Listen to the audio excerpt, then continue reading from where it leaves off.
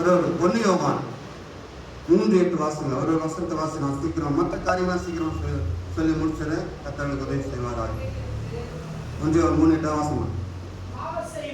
பாவம் செய்கிறவன் பிசாசினால் உண்டாயிருக்கிறான், ஏனெனில் பிசாசானவன் ஆதி முதல் பாவம் செய்கிறான்.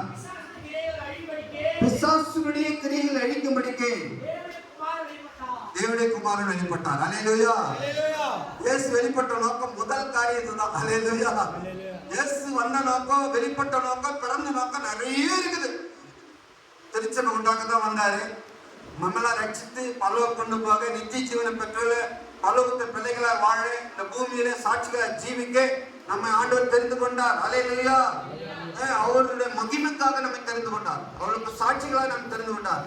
ஆனா எல்லாவற்றுக்கும் மேலாக அவர் வந்த நோக்கம் பிசாசின் கிரியை அழிக்க முடியும். முதலாவது என் வாழ்க்கையில பிசாசின் கிரியை தான் ஆண்டவர் அகற்றி போட்டு விடுதலை கொண்டார். அல்லேலூயா.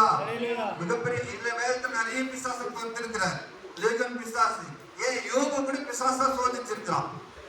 இந்த எல்லா உலகத்தில் இருக்கிற எல்லா பிரச்சனைக்கு காரணம் பிசாஸ் தான். இயேசு கூட சோதித்தோம். அந்த காரியத்துல பிசாசு முதல்ல என் வாழ்வுல செய்த அந்த கொடூரமான காரியத்திலிருந்து இயேசு ராஜா என்னை விடுவித்தார். அந்த பிசாசு எப்படின்னா, நான் இயேசு அறியாத பிள்ளையா இருந்தேன்.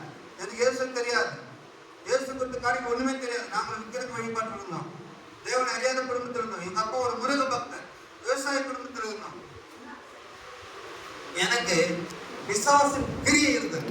அந்த பிசாசு கிரியை எப்படி இருந்ததுன்னா, ஆறு பிசாசு இல்லை, கத்திர பிசாசு இல்லை. பாருங்க, பிசாசு பலவிதமான செய்கைகள் நமக்கு உண்டாக்கும். பிசாசு பலவிதமான செய்கைகளை உண்டாக்கும். ஜாக்கிரதையா இருக்கும். அந்த பிசாசு எப்படின்னா, எனக்குள்ள பிசாசு வந்தா தலைவலி வந்துடும்.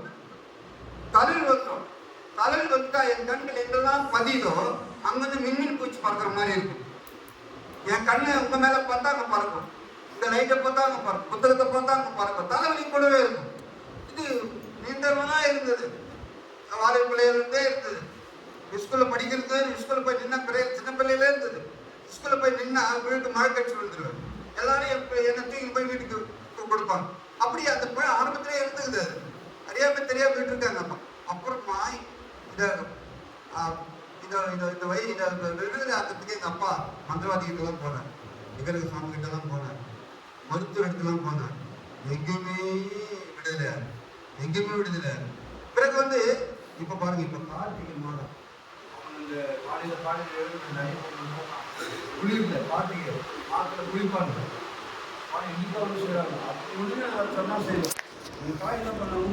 எழுப்பி விட்டு இந்த ஏரியில போய் குளிச்சுட்டு அந்த விக்கிரகத்தை சுற்றுலா சொல்லுவாங்க. அதெல்லாம் செய்திருக்கு. 3 மணிக்கு ஏரி நான் தனியா போவேன். அந்த வேடத்தாங்க பக்கத்துல எங்க வடக்கு ஏரி ஒண்ணு, அந்த ஏரி தவிர வேடத்தில் ஏரி பாருங்க. அந்த ஏரி போய் முடிச்சுட்டு அந்த கோயில் விக்கிரக போய் சுற்றி வருவாங்க. விடுதலை இல்லை. கடைசியாய் தேசம் பிள்ளைகள் சாட்சி சொல்ல கிராமத்துக்கு வந்த போது தெருவிலுன்னு சொல்லிட்டாங்க. என் வீட்டுக்கு ஒரு எங்க அப்பா வீடு கல்வீடு, இந்த கல்வீடு ஓட்டு வீடுதாங்க. அது ஓரமா ஜன்னல் நின்று கேட்டிருந்தேன். பாருங்க, சுவிசேஷம் எவ்வளவு முக்கியம் பாருங்க. கிராமத்தில் போய் சொல்லுங்க, நான் கிராம ஊழி செய்யறோம் சாமி ரோடு. அவர் சுவிசேஷம் டாக்டர் அதுக்காக தான் வச்சிருக்காரு.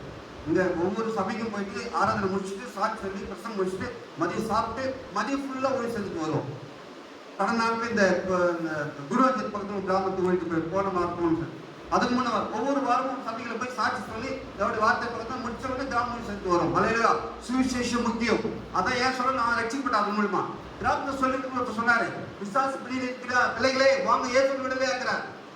பிள்ளி சுருத்து இருக்கிற வாங்க விடுதலை ஆக்குறார். வியாதியா இருக்கிற வாங்க விடுதலை ஆக்குறார். மகனே வசப்படியா, வேலை இல்லையா, குழந்தையா, இதெல்லாம் தெருவில் சொல்லி ஏசு அந்த இயேசு நல்ல தெய்வம், பெரிய தெய்வம், அவர் எங்களை விடுதலை சொன்ன உங்களை விடுதலை பண்ண சொல்லி கேட்டுட்டே இருந்த பாரு, காதுல கேட்டுட்டே இருந்த பாருங்க. நம்ம ஒரு இதயத்துல என்ன சிந்திக்கணும் தேவனுக்கு தெரியாது. ஏன்னா நம்ம இருதயத்தை படைத்தார், சிந்தையை படைத்தார், ஒரு மூணு இருதயத்தான் வடிவமைத்த தெய்வம் அவருக்கு தெரியும். நான் என்ன சொன்னேன், இயேசு உண்மையான தெய்வமா இருந்தா எனக்கு சுகம் கிடைக்கட்டும், எனக்கு விடுதலை கிடைக்கட்டும், நான் அந்த இயேசு பத்தி நான் சொல்றேன்னு சொல்லி என் மனசுக்குள்ளதான் சொன்னேன். மனசுக்குள்ள நம்ம சிந்திக்கிறதெல்லாம் அவர் அறிவாரு. அல்லேலூயா. அதனாலதான் சிந்தையில கூட பாவம் செய்யக்கூடாது என்றார். அல்லேலூயா, அல்லேலூயா. சிந்தையிலே மற்றவரோடு ஏதாவது செய்தா கூட தப்புதான் அதுன்றார். அதனால சிந்தை யோசித்து ஜெபமான யோசித்தேன்.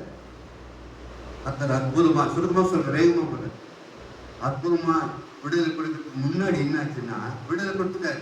சர்ச்சுக்கு போயாச்சு, பைபிள் தூக்காச்சு, நானும் சரி எடுத்தாச்சு. கவனிங்க, வேலை இல்லாத நேரத்தில் படித்து முடிச்சுட்டு வேலை இல்லாத நேரத்தில் பைபிள் காலேஜ் போனேன். இந்த